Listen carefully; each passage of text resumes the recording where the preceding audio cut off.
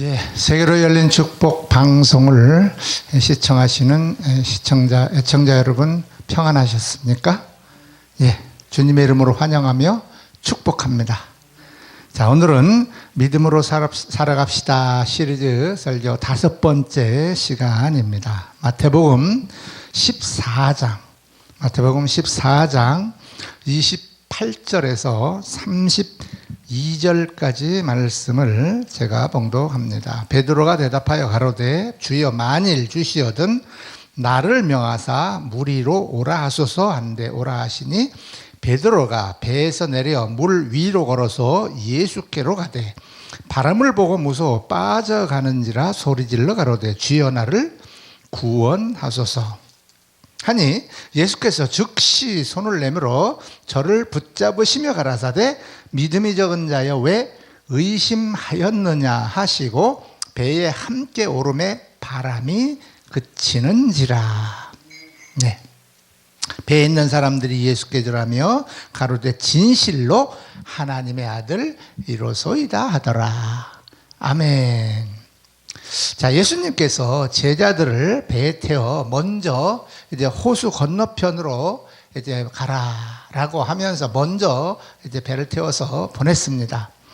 그리고 함께 있던 무리들을 이제 다 보내고 나서 따로 혼자 산에 올라가서 이제 기도를 하러 가셨습니다. 자, 제자들이 탄 배는 육지에서 이제 떠난 후 바다 한가운데쯤 들어섰는데 바람이 엄청나게 불어가지고 파도가 일어나서 이제 배가 흔들흔들 아주 고난을 당하고 있습니다. 자, 밤사경에 예수님께서 바다 호수 위를 걸어서 제자들에게로 이렇게 오시는 장면입니다.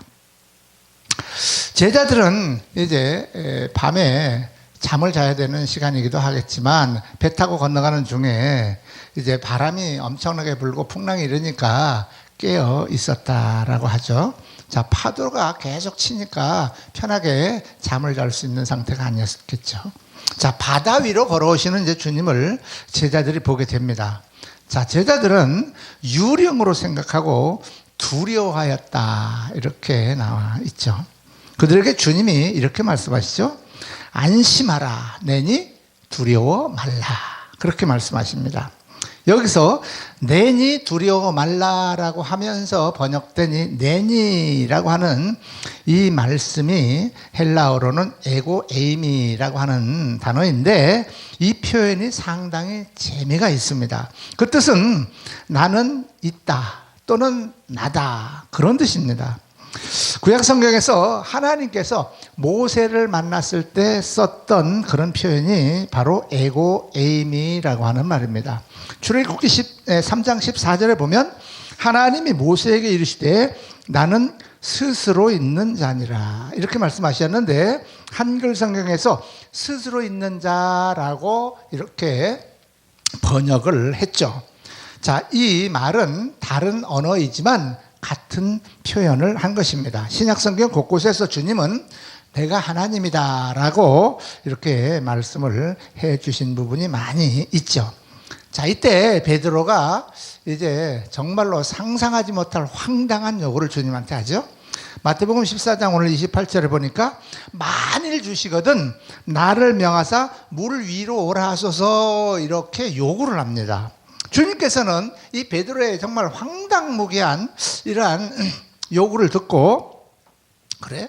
너 참 대단한 것을 나한테 요구한다 하는 그러한 심정이셨었는지는 모르겠지만 그래? 한번 와봐 하면서 오라라고 이렇게 말을 합니다. 자, 베드로는 그 말씀에 순종해서 배에서 내려가지고 물 위를 이렇게 걸어서 저 앞에 계시는 물 위에 서 계시는 주님에게로 걸어갑니다. 아, 참 만화 같은 이야기죠. 꿈 같은 이야기고. 베드로는 그때 주님 앞으로 이렇게 걸어갑니다. 가다가 이제 강한 바람을 보고 무서워서 이제 그가 가라앉기 시작했다. 이렇게 성경에 기록해 놓고 있습니다.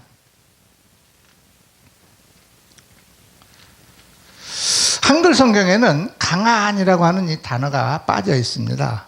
강한이라고 하는 단어가 빠져 있어요. 우리 번역 성경에는 그냥 이제 바람을 보고 그냥 무서워 빠져가는지라 이렇게 나와 있어요. 근데 강한 바람을 보고 무서워 빠져가는지라 이렇게 원문에는 원문 번역에는 그렇게 원문 번역을 그대로 하면 그렇게 되어 있습니다. 다시 말씀드리면 그냥 우리 성경에는 바람을 보고 무서워 빠져가는지라라고 되어 있지만 강한이라고 하는 단어가 앞에 하나 빠져 있다 하는 것도 염두에 두시면 좋겠습니다.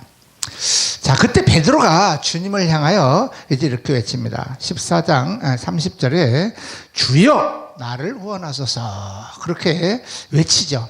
주님께서는 베드로가 물에 빠져 들어간 베드로를 손을 잡아 이렇게 이제 건져내 주신 다음에 책망을 하시는데 그 책망한 내용이 31절에 나옵니다.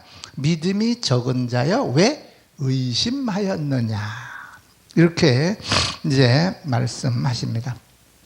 베드로가 잠시나마 물 위를 걸어갈 수 있었던 것은 오라고 하는 주님의 말씀에 대하여 믿음이 있었기 때문에 그가 겁도 없이 물 위를 걸어서 이제 간 것입니다.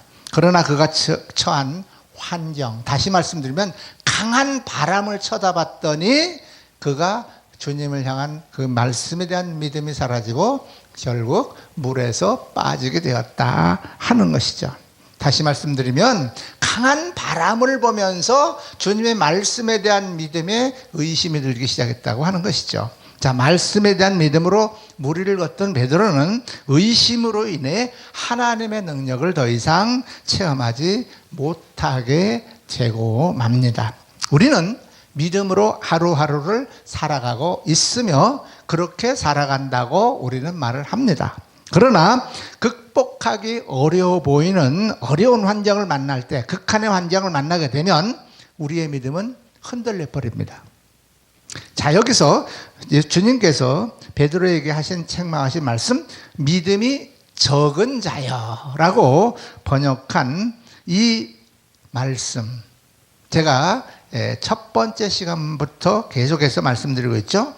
여기서 믿음이 적은 자여라고 하는 이 단어의 원뜻은 올리고 피스토스라고 하는 단어인데, 이 단어의 내용은 믿음이 부족했다, 쉽게 믿지 못했다, 이런 뜻이라고 말씀을 드렸습니다. 믿음이 부족하였고 쉽게 믿지 않았기 때문에 책망을 받은 것이라고 하는 것입니다. 우리의 믿음이 크면 환경은 아주 작아 보입니다. 그러나 우리의 믿음이 적어지면 환경은 엄청나게 크게 보인다고 하는 것입니다. 이때 우리는 쉽게 낙심하거나 또한 주님을 향한 믿음이 흔들리는 경험을 하게 됩니다. 우리가 이런 믿음을 가지고는 주님을 기쁘시게 할 수가 없고, 또한 주님으로부터 칭찬받는 믿음이 아니라 책망받는 믿음으로 이렇게 나락으로 떨어지는, 전락해버리는 그러한 이제 우리의 모습을 보게 됩니다. 우리가 어떠한 어려운 환경 가운데 들어간다 할지라도 흔들리지 않는 믿음, 변하지 않는 믿음이 좋은 믿음이고 또한 큰 믿음이라고 할 수 있는 것입니다. 지금 우리 환경은 어떻습니까? 믿음으로 우리가 극복하지 못할 것은 이 세상에 단 하나도 없습니다. 환경이 어렵고 큰 것이 아니라 우리의 믿음이 작은 것입니다. 다시 말씀드리면 우리의 믿음이 크면 환경은 아무리 어렵고 큰 것이지만 작아 보이기 때문에 능히 극복해 나갈 수가 있는 것입니다. 자, 믿음으로 극복하지 못할 것은 아무것도 없습니다. 어려울수록 흔들리지 않는 우리의 믿음을 주님께 보여드림으로 말미암아 주님의 사랑받고 주님의 인도받고 주님으로부터 오는 복을 받아 누리면서 어려운 환경을 극복하며 승리해 나가는 저와 여러분이 되시기를 주님의 이름으로 축복합니다. 축복합니다.